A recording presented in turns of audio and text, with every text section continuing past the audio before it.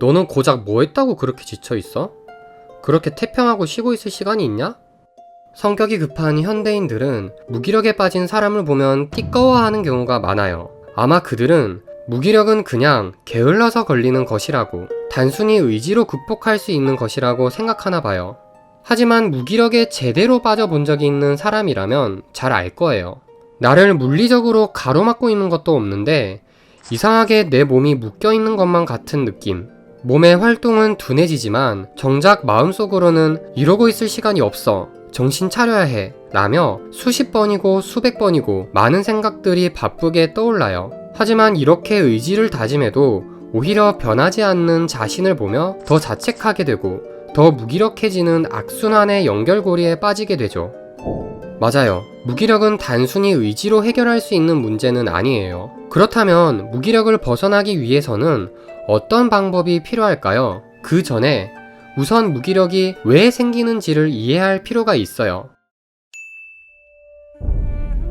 시간관리 전문가인 로라 벤더캠은 자신의 저서 시간 전쟁에서 무기력이 발생하는 가장 큰 원인은 오히려 너무 잘하려고 하는 마음에서 비롯된다고 해요. 잘해야 된다는 생각을 하는 것은 동시에 실패하면 안 된다는 불안의 의미도 함께 내포하는 것이니까요. 예를 들어 당신은 올해 안으로 공무원 시험에 무조건 합격하는 것을 목표로 세웠어요. 하지만 공무원 준비를 1년만 해서는 힘들다는 것도 잘 알고 있어요. 그래서 당신은 불안을 느끼기 시작해요. 무조건 올해 안으로는 합격해야 되는데 만약 실패하면 어떻게 하지? 해야만 한다는 강박과 해내지 못하면 어떻게 하지? 라는 불안은 서로 대립하면서 갈등을 일으키고 정신적 에너지를 소모하고 의지를 꺾어버려요.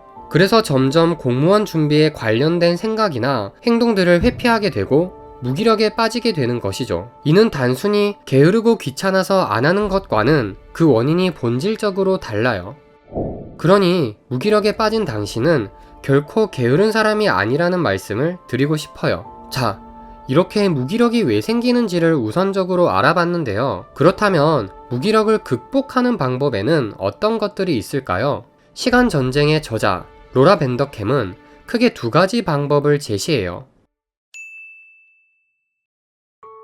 무엇인가를 수행하는 데 있어서는 목표라는 것이 꼭 필요해요. 하지만 앞서서 너무 잘하고자 하는 목표는 오히려 무기력을 유발시키는 부작용으로 작용될 수도 있다는 사실을 알게 되었어요. 이런 부작용을 줄이기 위해서는 긴 범위의 목표를 보다 짧은 범위의 목표로 좁힐 필요가 있어요. 예를 들어 1년에 30kg를 감량하는 것이 긴 범위의 목표라면 긴 범위의 목표는 평소에는 더 이상 떠올리지 말고 하루에 1시간씩 유산소 운동을 한다든지 일주일에 0.3kg을 감량한다든지 아예 완수하는데 크게 어렵지 않다고 느껴질 정도의 짧은 범위의 목표를 세우고 그것에 집중하는 것이에요.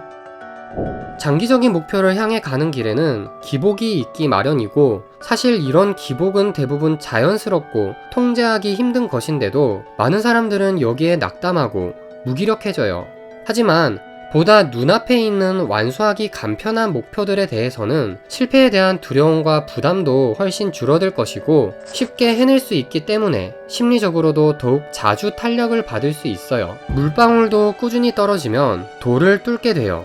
이런 짧은 범위의 과정적인 목표에 집중하다 보면 어느새 처음엔 두렵게만 느껴졌던 장기적인 목표에도 부담없이 도달할 수 있게 되는 것이죠. 물론 과정적인 목표도 하루도 빠짐없이 무조건 지켜야 된다고 강박을 가지면 큰 부담과 불안이 되고 이게 또 무기력으로 이어질 수 있으니 할 수 있는 상황에는 하고 만약 할 수 없는 상황이라면 쉬면 돼요. 이건 절대 게으름과 변명이 아니에요. 물론 과정적인 목표에 집중하는 것 자체도 중요하겠지만 그 사소한 목표들에 만족하는 마음이 없다면 이마저도 지속해 나가기 힘들게 될 수 있어요. 시간 전쟁의 저자 로라 벤더캠은 인간을 크게 두 유형으로 나누면 극대화인과 만족인으로 나뉜다고 말해요. 극대화인은 항상 자신의 위치에 만족하지 않고 끊임없이 이상을 추구해요. 반면 만족인은 항상 자신의 위치에 만족하죠. 인생을 살다 보면 극대화인이 되어야 하는 순간, 만족인이 되어야 하는 순간 모두 필요하게 될 거예요. 하지만 현대사회는 오직 극대화인을 이상적인 것이라고 강요하고 부추기기 때문에 사람들은 자꾸 극대화인이 되려고만 해요. 그래서 우리는 자신을 다그치고 채찍질하는 것을 이미 필요 이상으로 많이 해왔어요. 그러니 이제부터는 사소한 목표에도 이 정도면 괜찮아, 잘한 거야 라고 다독여줄 줄도 알아야 해요. 뭐든지 너무 잘하고자 하는 마음이 넘치면 자신에게 해가 될 수 있다는 것을 잘 표현해주는 석가모니의 시 한 편이 있어요. 욕망으로 가득 차 있으면 슬픔이 넘친다. 비가 온 뒤 넘치는 잔처럼 욕망을 가라앉히면 슬픔은 떨어져 나간다. 연꽃에서 떨어져 내리는 물방울처럼.